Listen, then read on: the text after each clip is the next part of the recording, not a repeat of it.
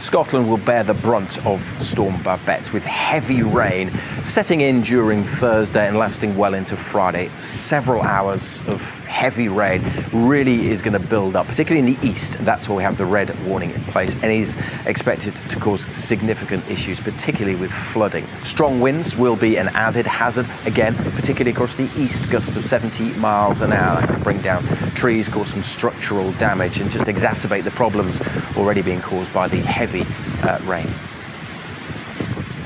It is also going to bring heavy rain and strong winds to many parts during Wednesday, Thursday, and even into the weekend. Heavy rain likely over parts of northern England, North Wales, Northern Ireland, southern Scotland on Wednesday night.